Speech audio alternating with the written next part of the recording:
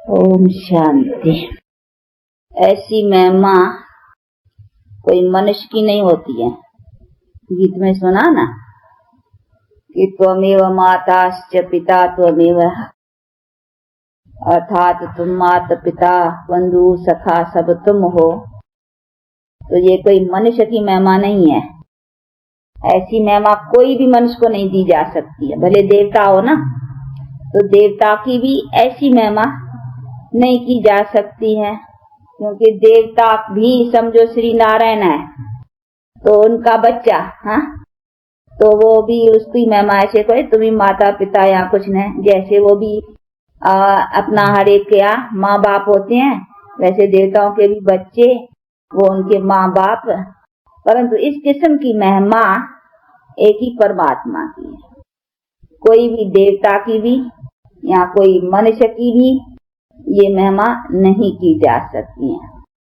परंतु परमात्मा की भी क्यों महिमा है, किस लिए महिमा है, वो समझना है। उसको हम क्यों कहते हैं तुम माता पिता हम बालक तेरे, ऐसी ऐसी महिमा क्यों देते हैं। कभी तो हमारे जरूर है कि माता पिता बंधु सखा सबका आकर करके उसने संबंध का साथ दिया है, तब तो गाते हैं नहीं। बाकी ऐसे नहीं। परमात्मा की भी कोई ऐसे ही महिमा है, खाली महिमा का भी कोई अर्थ चाहिए ना। बिना अर्थ से तो मतलब गाते रहे और बोलते रहे, कोई मीनिंग नहीं हो तो उसमें भी कोई रहस्य तो रहा ही नहीं। तो जो भी हम परमात्मा की महिमा भी गाते हैं तो ये भी हमें मालूम होना चाहिए कि उसकी महिमा किस आधार पर है। कोई मनुष्य की भी महिमा होती है तो भी भाई गांधी है, उसकी महिमा है, भाई क्यों है, उसने ऐसा अच्छा काम किया कि भाई ब्रिटिश गवर्नमेंट से ये भारत को स्वतंत्र बनाया, तो अच्छा काम किया जनता के लिए, भारत के लिए, तो चलो भैया उसकी तभी ऐसी महिमा है। नेहरू था, फलाना था, जिसने भी जो जो काम किए। इसी तरह से परमात्मा की भी जो हम महिमा गाते हैं तो उनका भी तो हमें ज्ञान होना चाहिए कि उसकी महिमा किस आधार पे है, उसने हमारे लिए क्या किया है। जरूर हमारे लिए कुछ किया हो तब तो हम उसकी भी महिमा गाएं। तो हम परमात्मा की भी इस तरीके से जो महिमा गाते हैं, तुम माता तुम पिता तुम बंधु तुम सखा तुम सब, तो क्यों उनको तुम सब क्यों कहा है। उसने हमारे तुम सब बन के यानी सभी संबंध का हमको क्या उसने फायदा दिया है, तब तो हम उसकी महिमा भी यथार्थ समझे ना। तो अभी देखो अर्थ से अपन जानते हैं। तो ये तो महिमा भक्ति मार्ग में ऐसे करते आए हैं, लेकिन अपने पास अभी इसका ज्ञान है यथार्थ कि उनकी महिमा क्यों है। क्योंकि उसने आकर कर करके अभी इस टाइम पर, ये जो प्रेजेंट टाइम है जिसको ही कहा जाता है कलयुगी दुनिया के अंत का समय, और सतयुगी नई दुनिया के आदि का समय, जिसको संगम का टाइम कहा जाता है, तो उसी टाइम पर आकर करके उसने हम आत्माओं, मनुष्य आत्माओं को ये सहारा दिया है दुख के टाइम पर। इसीलिए उसका गायन है पतितों को पावन करने वाला आदि आदि। तो उसने आकर करके प्रैक्टिकल में ये सहारा दिया है, तब कहते हैं तू सबका माता पिता बंधु सखा सबका तू एक सहारा। तो एक सहारा तो जरूर कोई सहायता की है, ने किसी बात में सहारा दिया है। सहारा किसमें दिया है, जो हम इस दुख शांति के दुनिया में, जो माता पिता लौकिक और कोई भी संबंध वो सहारा नहीं दे सकता है।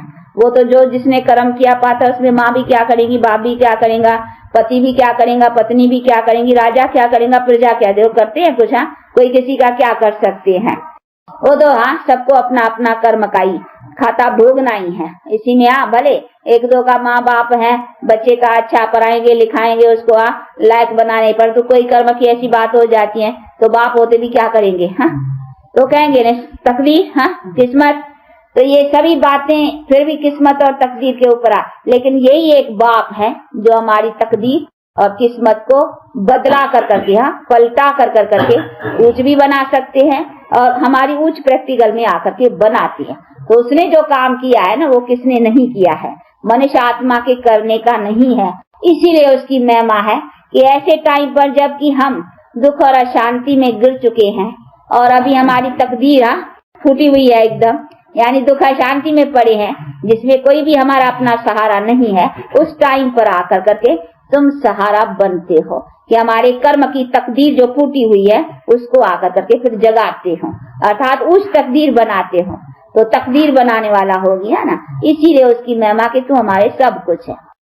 माता पिता ये सभी रिलेशंस जो है वो सभी रिलेशन सभी तुम्हारे से हमको सभी रिलेशंस का सहारा पूरा मिलता है, इसीलिए उसका गायन है। तो उनका गायन भी किसी कर्तव्य और किस हवाले से रिलेशन निभाने के ऊपर है, बाकी ऐसे ही मुफ्त में नहीं है। ऐसे उसकी महिमा करते रहे या गाते रहे तो कोई अर्थ है।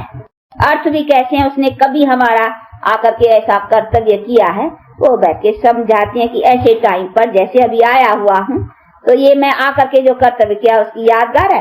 फिर अभी मेरा टाइम आया हुआ है, मैं फिर आया। ये कहा है कि जब जब ऐसा टाइम होता है तब तब मैं आता हूँ।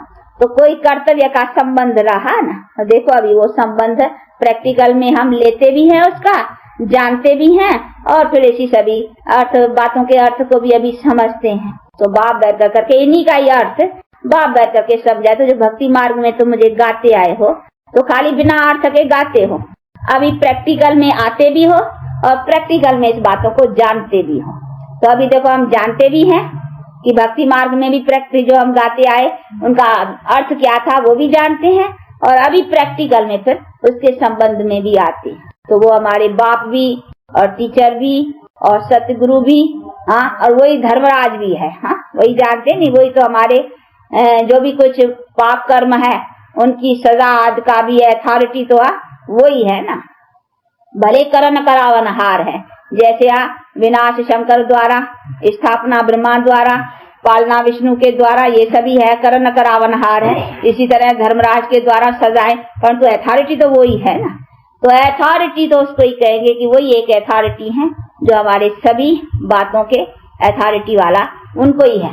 तो इसीलिए कहते हैं मैं वो अथॉरिटी अभी स्वयं आकर के तुम्हारा बाप भी बनता हूँ और टीचर अभी शिक्षा दे करके ये देखो शिक्षक भी बनता हूँ। मैंने कॉलेज अथवा स्कूल यूनिवर्सिटी को ये खोला है इस नॉलेज के लिए, तो मैं टीचर भी हो गया ना इस विद्या के देने वाला।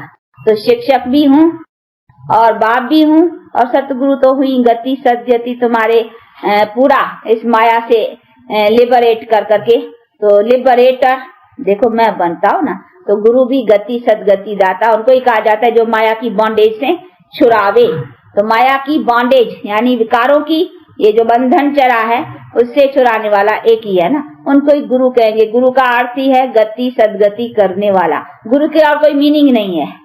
वैसे तो बहुत गुरु है, डॉक्टर भी डॉक्टरी का गुरु है, इंजीनियर भी इंजीनियरिंग का गुरु है, क्योंकि इंजीनियरिंग नॉलेज देता है। भाई काय का गुरु, भाई किसका देने वाला, भाई ऐसे गुरु कहे तो बहुत है। बल्कि भारत में तो हिंदू नारी का पति सब गुरु है। नहीं कहते नहीं, यहाँ हिंदू नारी को कहते तेरा पति गुरु भी है, परमेश्वर है, परमात्मा है, सब कुछ है, तुम्हारा सब कुछ है। हिंदू नारी के लिए तो सब पति गुरु, तो उसके माना सब गुरु ही हो गए। गुरुओं की तो ऐसी कमी नहीं है, परंतु नहीं, गुरु नाम जिसका है ना, गति सदगति दाता जिसको कहा जाता है वो एक ही है, और गुरु कहना हक भी उसको ही है। जैसे परमात्मा एक ही को ही कहा जा सकता है, कोई मनुष्य को परमात्मा कहने का हक नहीं है और कह भी नहीं सकते हैं, और न परमात्मा कोई मनुष्य है, नहीं, परमात्मा तो एक ही है ना। इसी तरह से गुरु भी वही है, किसी को हक नहीं है गति सदगति का गुरु कहलाने का, परंतु आज कहलाने वाले बहुत है।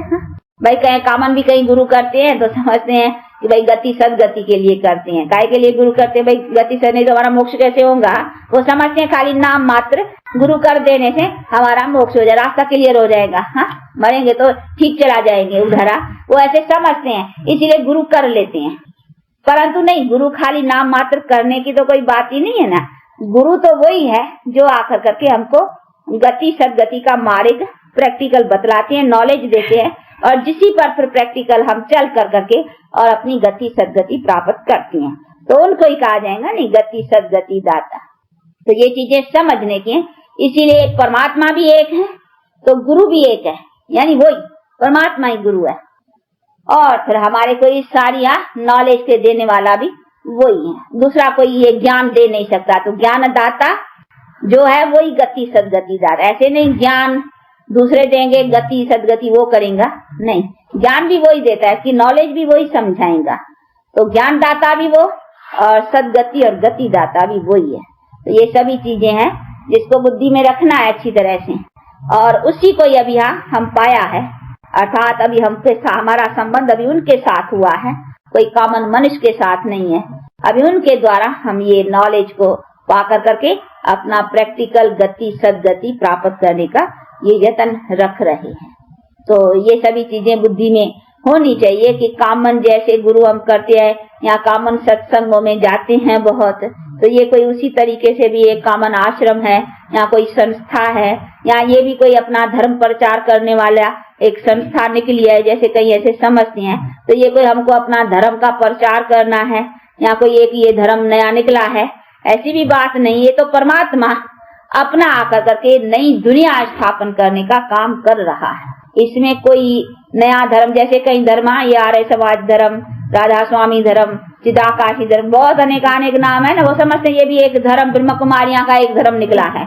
तो ऐसा नहीं, ब्रह्मा कुमारियों का कोई धर्म अपना निकला है, या जैसे और कॉमन सत्संग या और भी बातें कहीं निकलती हैं, या कहीं आश्रम खुलते हैं, या कुछ ये भी एक नया आश्रम खुला है, या कोई धर्म निकला है, या कोई ऐसी बात नहीं। ये तो स्वयं परमात्मा जो हमारे रचता है, और जो जिसने कहा है कि मैं आता हूँ जब अधर्म विनाश करने का टाइम है, और तब आकर करके मैं अपना सत्य धर्म स्थापन करता हूँ। तो ये तो उनका कार्य हो रहा है, बाकी ये कोई कॉमन संस्था या आश्रम मत समझना है।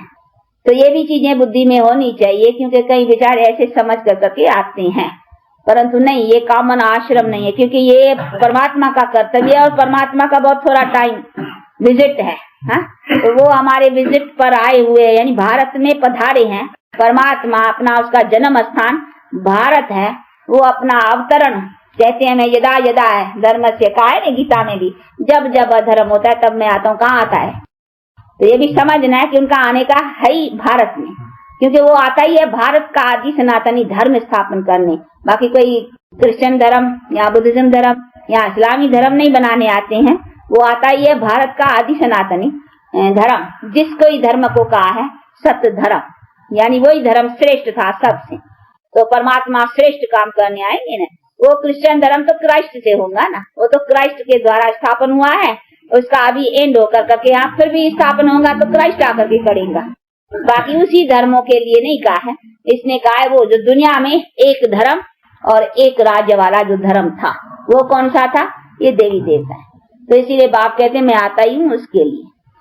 तो ये अभी उनका काम है, तो उनकी कोई ये आश्रम कॉमन नहीं है, न कोई बहुत टाइम जैसे आश्रम चलते रहते हैं, सत्संग बहुत काल से चलते रहते हैं, ये कोई बहुत काल चलने वाली है।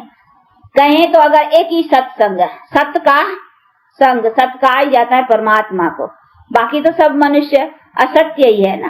पर उसमें गुरु भी आ गए, सब आ गए, क्योंकि वो भी तो जन्म मरण में आने वाले हैं ना, वो गुरु तो जन्म मरण में नहीं आने वाला है ना।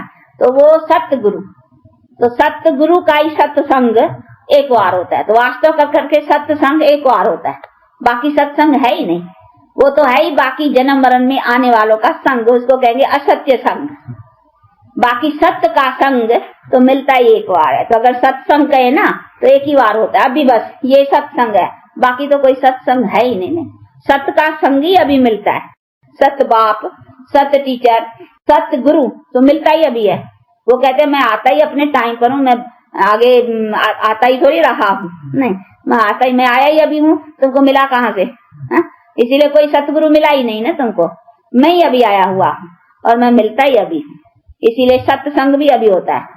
नहीं तो इतना समय ये जो भक्ति मार्ग के जो भी यहाँ नाम सत्संग देते आए वो तो असत्य संग है, यानी मनुष्यों का कुछ न कुछ थोड़ा शास्त्र का फलाने का कुछ न ये सहारा, कोई रामायण सुनाएगा, कोई गीता सुनाएगा, कोई वेद सुनाएगा, चलो कुछ न कुछ ये करते आए, वो तो अलग काल की, ये सब भक्ति मार्ग का है। लेकिन सत्य जो बाप है, जब भी उनका संग मिलता है वो तो बेड़ा पार कर देता है ना, वो तो एकदम पार गति सदगति में ले ही जाता है। बाकी मनुष्य जो है वो कोई गति सदगति में ले नहीं जाते हैं, इसीलिए उनको सत्संग नहीं कहेंगे। तो ये सभी चीजें समझने की कि सत्संग होता ही एक बार है। तो अभी ये है सत्य का संग, सतगुरु आया है, जब सतगुरु आवे तभी सत्संग होगे, सतगुरु के बिना सत्संग कैसा होगा? बाकियों का तो सत्संग नहीं है ना, वो तो कुछ न कुछ जैसे कोई कुछ पढ़ाते हैं वैसे ये शास्त्र ग्रंथ थोड़ा बहुत पढ़ाते हैं, लेकिन उनको कोई सत्संग सत्य से प्रैक्टिकल संग हो जाए और उसे प्राप्त हो जाए, वो चीज नहीं है। तो इसीलिए सत्य का संग सत्य खुद ही आकर के कराता है, जो सत्य गुरु है।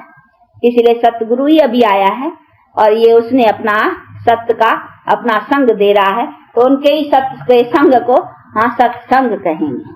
तो ये सभी चीजें को भी समझना है। इसीलिए बाप कहते ये बहुत टाइम नहीं चलने का है।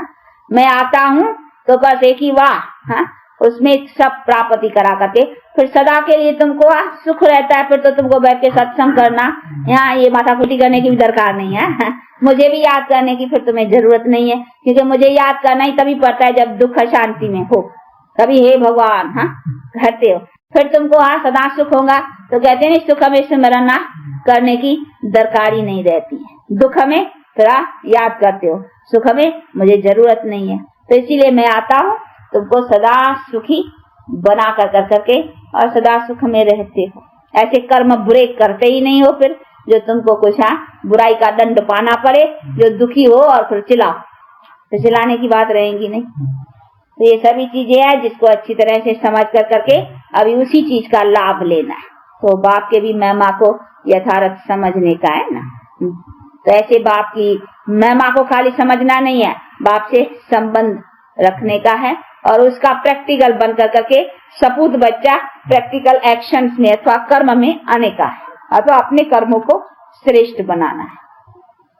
कभी बना रहे हो ना अच्छी तरह से, ध्यान देते हो ना अपने पर, क्योंकि ये खाली ऐसा सुनने का नहीं है, प्रैक्टिकल आने का है ना। तो अपना सारा दिन अपने प्रैक्टिकल कर्म के ऊपर अटेंशन रखना है कि आज मैंने सारे दिन में क्या किया, अच्छा बिताया, कोई लोभ अवश, कोई मोह अवश, कोई काम अवश, कोई क्रोध अवश, ऐसा तो कोई उल्टा काम नहीं किया। तो सारे दिन का अपना रखना है पुता में हिसाब किताब, चार्ट, दिनचर्या, पूरा हिसाब अपने पास, तभी हमारी जीवन आगे बढ़ती चलेगी। अच्छा 2 मिनट साइलेंस। ये तो हम अपने कर्म को बुरे बनाते हैं तो उसकी पनिशमेंट तो जरूर मिलेंगी ना। तो अपने पर दया करने की है ना, उससे दया मांगने की, तो वो तो है ही दयालु उसको कहते हैं। वो कोई हमारे से यहाँ कोई ऐसे ही थोड़ी कुछ करता है, वो तो हम अपने बुरे कर्म बनाते हैं तो उसकी सजा पानी ही है। तो इसीलिए उनकी तो उसको कहना तू दया की दृष्टि, वो कोई कभी हमारे पर अदया थोड़ी करते हैं, उनकी तो है ही दया। पर तो ये भक्ति मार्ग में बेचारे दया करो कृपा करो जाएंगे नहीं किसी गुरु संत महात्मा के पास, तो भी कहेंगे दया करो कृपा करो, बस वो हिरे हुए है ना। तो दया करो को तो बात ही नहीं है, वो तो है ही दयालु। उसको कहना दया करो तो क्या आया, अदया करते हैं क्या जो दया करे? किसके पर कृपा, किसके ऊपर कृपा करता हो तो कहे मेरे पर कृपा करो, वो तो है ही कृपालु ना। उसके लिए तो जनरली और सबके लिए है ही वो, उनके लिए ऐसा कहना कि करो तो उसकी माना किसके ऊपर कृपा करता हो तभी तो कहे मेरे पर कृपा करो। नहीं, वो तो है ही, वो कहते अपने पर कृपा करो। तू अपना कर्म अच्छा बना तो तेरा उससे ही तो यही कृपा है ना। तो कृपा भी कोई ऐसा नहीं आशीर्वाद दया कृपा उसका ऐसा अर्थ नहीं है। ये दया कृपा भी यही पुरुषार्थ है, अपने को भी पुरुषार्थ करना है और दूसरा भी तो पुरुषार्थ ही कराएगा नहीं। बाकी दया करो क्या करे, वो भी कहेगा भाई पुरुषार्थ करो अच्छे कर्म बनाओ, बस यही दया है नहीं और क्या। बाकी क्या और कोई हाथ फिराना या कुछ उसकी तो बात ही नहीं ना। पुरुषार्थ करना वो अपनी दया है और कराने वाला भी पुरुषार्थ कराएगा वो उनकी दया है। तो ये सभी अर्थ को समझने का है। अच्छा दोनों ही आता है बीमार हो गया। हाँ थोड़ा अच्छे दिलाने से डबल मीनिंग एक मीनिंग। अच्छा जिनको 2 आंखें वो होते भी जैसे अंधे हैं, हमको न होते हम सब जानते हैं। दोनों को वो खुशी रहती है कि हम सब नॉलेज को जानते हैं। बात को याद तो बुद्धि से करना है ना, कोई आंखों से तो देखने की बात नहीं है। तो ये सभी चीजें समझने की है। तो अपना थर्ड आई ऑफ विजडम जिसको है उसको ज्ञान नेत्र वो सज्जा है। ये नेत्र होते भी जो जानते नहीं तो होते भी अंधकार में, तो कहेंगे होते भी अंधे हैं। इसीलिए सारी दुनिया भी ब्लाइंड है क्योंकि जानती नहीं है ना, और जो जानते हैं वही उनको। तो ये थर्ड आई ऑफ विजडम के ऊपर ही सारा है। तो ज्ञान नेत्र तो मिला है ना अच्छी तरह से, उसको पकड़ रखो। ये तो कर्म के हिसाब से है, कोई हिसाब किताब से ये सभी कर्म का आंख ऊपर, कान ऊपर, नाक ऊपर, शरीर के ऊपर कुछ दुख का इफेक्ट आते ही। इसीलिए तो अभी ये कर्मों के खाते को अच्छा बना रहे हैं, फिर हमको सब प्रूफ मिलेगा, ठीक, यानी सब कभी कुछ में खराबी नहीं होगी, न आंख में, न कान में, न किसी में नहीं, सब हृष्ट पुष्ट, तंदुरुस्त शरीर भी, अच्छा, कभी कोई रोग नहीं, कोई तकलीफ नहीं, सब कंप्लीट। तो ये कंप्लीट सब तब होगा जब पहले हम आत्मा कंप्लीट प्यूरिफाइड बनेंगे। अच्छा अच्छा, कैसा है माता जी? माता जी कुछ आता है? कभी कभी आते हैं, अरे ये भी आती हैं शायद 2-4 बार, दो थी ये शायद, अभी आज एक दिखाई पड़ती है। अच्छा, अरे किसी चीज का शौक होता है तो कितना भी दूर हो ना तो भागेगा, ऐसा है ना। अभी कोई चीज का लगन होती है, शौक होता है तो कितना भी दूर हो। लंदन में देखो, हमको कोई पढ़ाई पढ़नी है तो फिर लंदन में भी चले जाएंगे, दूर है। सीखना है, कुछ पाना है तो फिर तो कोई बड़ी बात नहीं है।